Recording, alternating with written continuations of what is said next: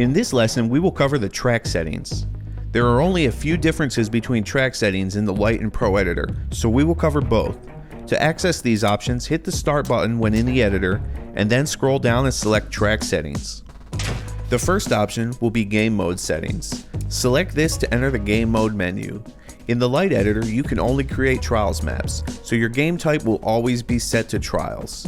In the Pro editor, however, you will also be able to select Supercross or Skill Game as well.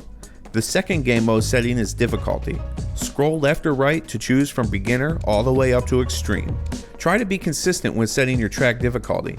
It is good to use the in-game license tests as guides. For example, if your track requires the rider to use skills learned in the A license test, then your track is hard or extreme, no matter how easy it is for you. Your next game mode setting is Allowed Bikes.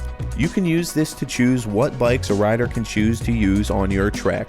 You can allow all bikes, just one, or whatever combination of bikes you like.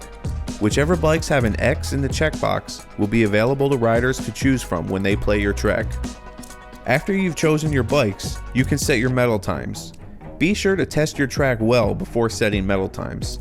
If you can, it's always good to get a few people at varying skill levels to test your track. Track description is next. Selecting this will open a text field where you can write a brief description of your track that users will be able to read when browsing Track Central. If you're working in the Lite editor, game mode settings end there.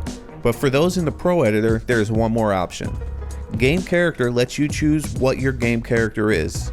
For normal Trials tracks, you're generally going to want to use the rider or bike, but it is possible to create game modes that don't use the bike or rider at all, like the Sphere Skill Game, for example.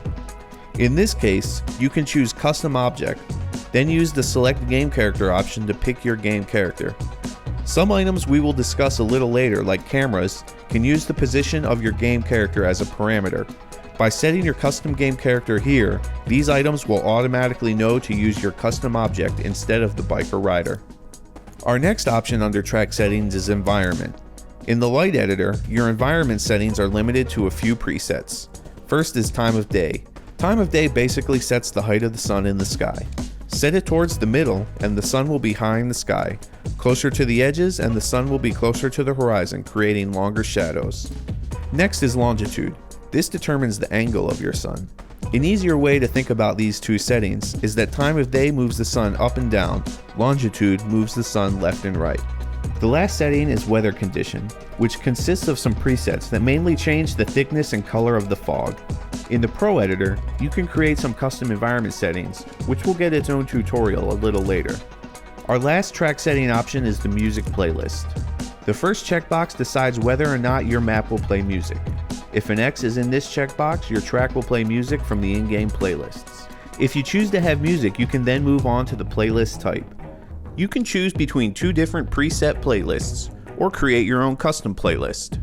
If you choose to make a custom playlist, a few more options pop up. The first checkbox determines if your tracks will play in random order or the order of the playlist.